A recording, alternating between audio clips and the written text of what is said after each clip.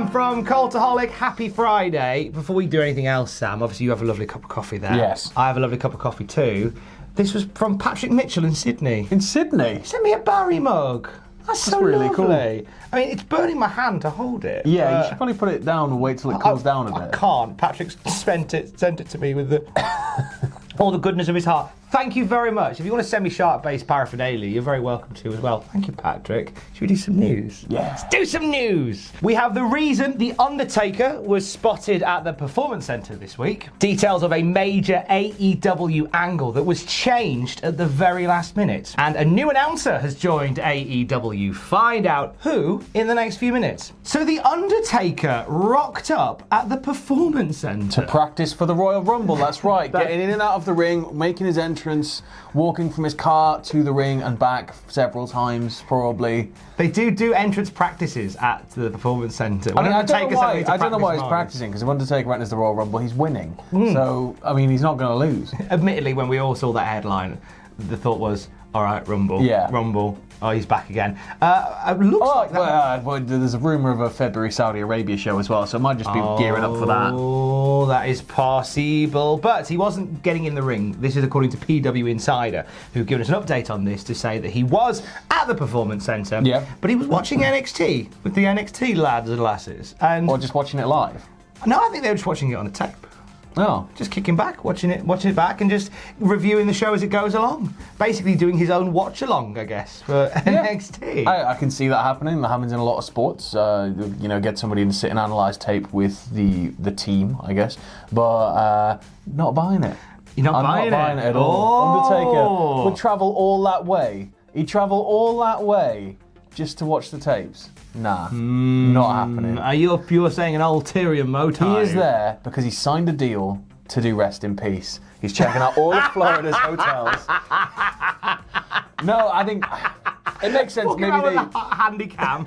Maybe they brought him in as like a guest speaker or something. Maybe it's something more like that. But I don't know. I don't think there's because he doesn't live in Florida. I don't think, does he? No, he's Texas boy, isn't he? Yeah. So like. It's a pretty far way to go just to sort of watch the tapes. It's a long, it is quite a way to go. I think that the idea of him coming in as like a guest speaker is quite possible. They do that a lot. I guess you'd promote that a bit more though, wouldn't you? Like, Undertaker's coming in to like properly sit down with character people. Maybe they didn't because they thought there would just be a lot of people rocking up at the Performance Center outside. Yeah, that's trying to get autographs and stuff. Maybe they keep that on the QT. Kind of came in with a Kane mask on. Yeah, but if you're gonna try and storm the Performance Center, you've got to know you're about to get the crap kicked out. There is that. It's not Fort Knox in any way. It's fake, isn't it? They can't fight. It's just bang. That's a lesson learned there. I love some of the guest speakers that they've had and some of the guest trainers they've had at the Performance Center, and it makes me think that they had Gangrel there a month or so ago. Yeah. Now the Undertaker's there. Maybe every member of the Ministry of Darkness is going to do a guest training spot. Maybe they're going to turn up in NXT under new names. Oh, great. I'm here for a Dennis Knight return to wrestling. What's Clark Malloway doing in the NXT zone? This is where that young, fiery upstart, Clark Malloway, makes his debut in NXT.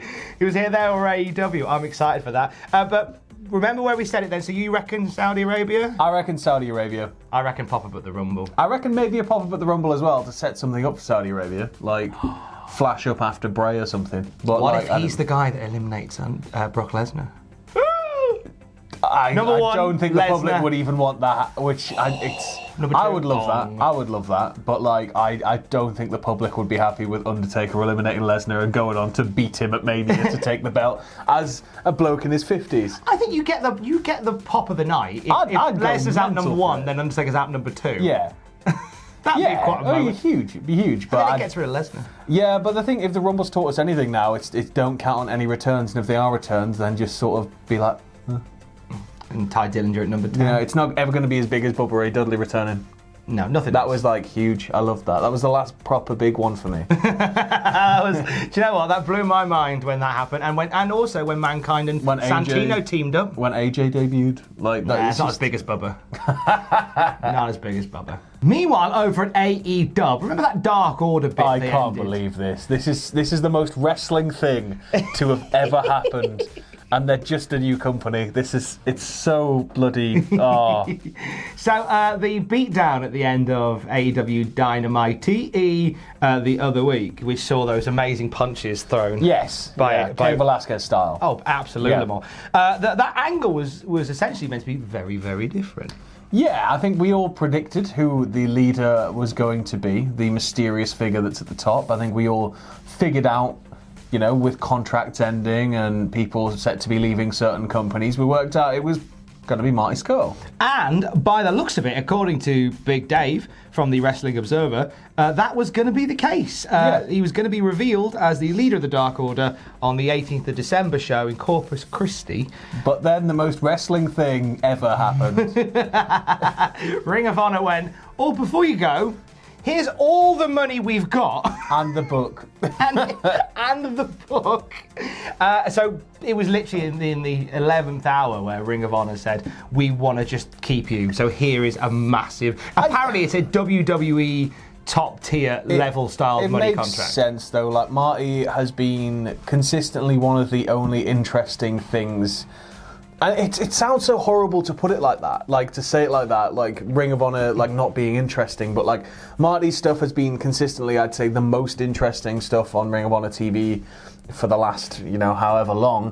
Villain Enterprises and all of that, PCO, and everything else is just sort of, Ring of Honor's got all these pieces, but they don't know what to do with them, and it's slowly falling apart. AEW's come on the scene, which has just decimated what audiences they had left. Like, they are unable to fill smaller venues. Something's drastically wrong with Ring of Honor. So to even just take a punt on Marty, I think smart.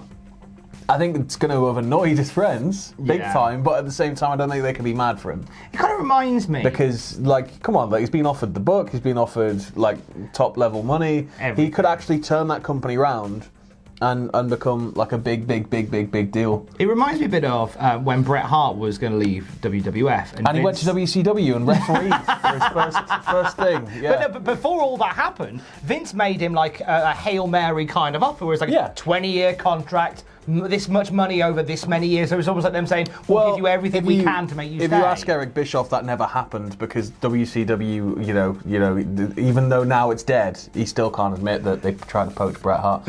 But yeah, like, they gave him that big offer. Eventually, they couldn't really honour it. No. And so he left. Like, maybe something similar could happen here. I don't know. I'm quite positive about this. I think, like, Ring of Honor really needs that Hail Mary pass. Yeah. So, and they've got the money behind them. Like, this is the thing, everybody's like, why are Ring of Honor running big venues? Nobody really knows, but like the whole thing, it's like, Sinclair's money is insane. Like, Sinclair pretty much, and it's sad, I think Sinclair pretty much use Ring of Honor as space filler on their network at the moment. So it'll never die.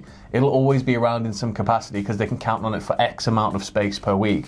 But I think, you know, they've got the money behind them, they've got the links with venues, they've got the links with other companies. If they can keep AEW and New Japan apart, just keep them nice and apart, then they can continue to work with New Japan. But obviously they've got the connections with the venues, but surely, and I'm sure you'll agree with me, it's better to run a small packed venue than a large. This is what I think one. I'm hoping Marty will bring to it, is go back to smaller venues with better cards, like more of a focus on, I mean, Christ, there's a rumour that the Pure Championship could be coming back. So like, Ring of Honor, I think they've got everything they need there. Yeah.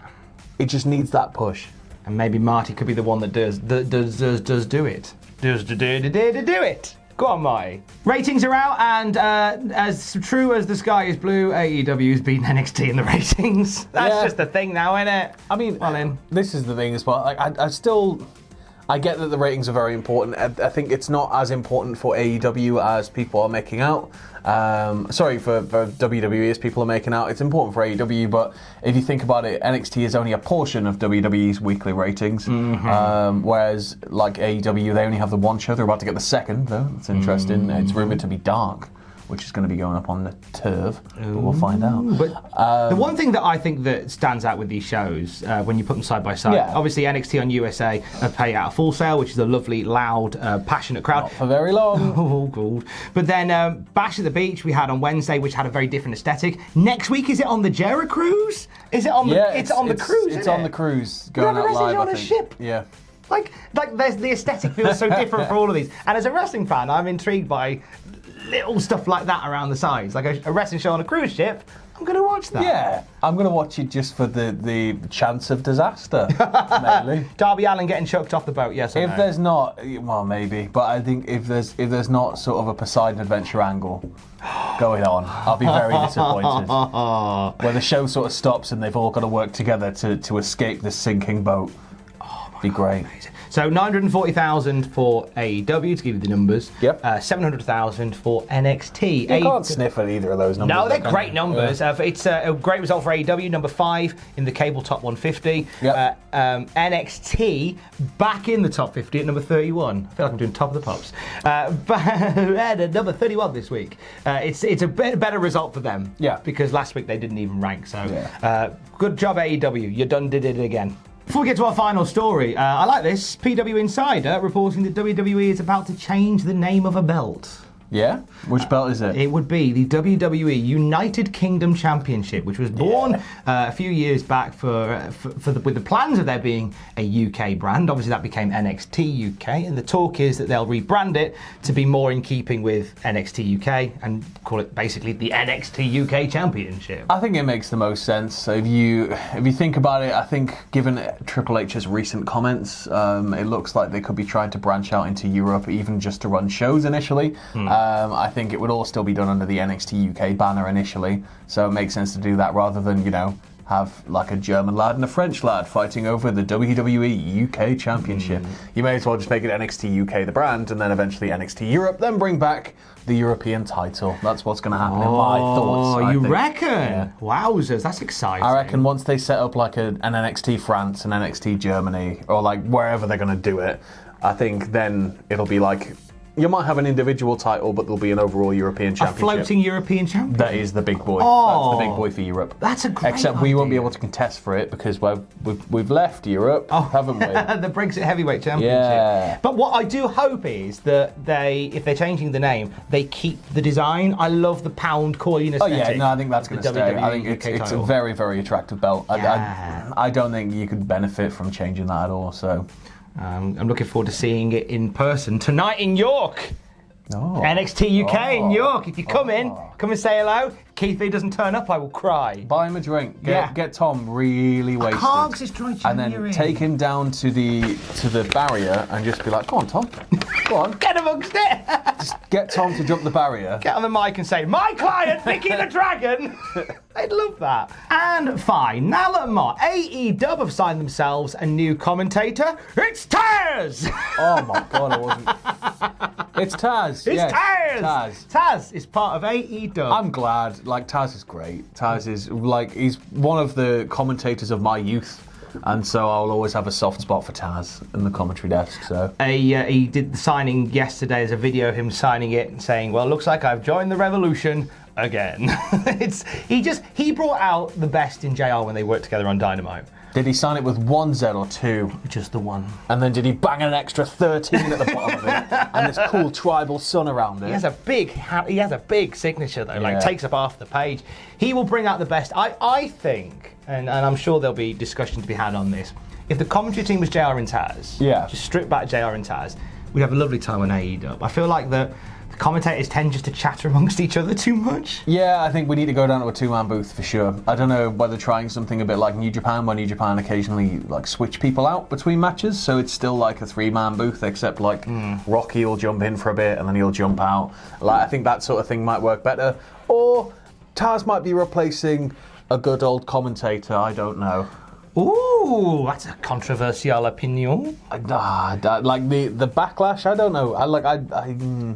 It's one of them where like and we've talked about this a few times on here and on some of the podcasts that we put out. I love JR. Yeah.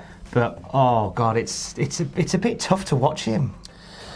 He's not the JR he was, and he's sort of learning on the job as he goes. It's different every single time, like working with different crews and different stuff. So, like, hopefully one day it'll all even itself out. Well, either way, welcome in Taz. Looking forward to it. I reckon put him on the other show as well. Yeah, that'd be nice to have. Yeah, nice fresh voice from Taz, and you have been a nice fresh face to watch this video. Have a lovely weekend. Hey, thanks for watching. Don't forget to leave a comment in the comment section down below. You can support us on Patreon by going to patreon.com/Cultaholic. Lastly, don't forget to hit subscribe and join us.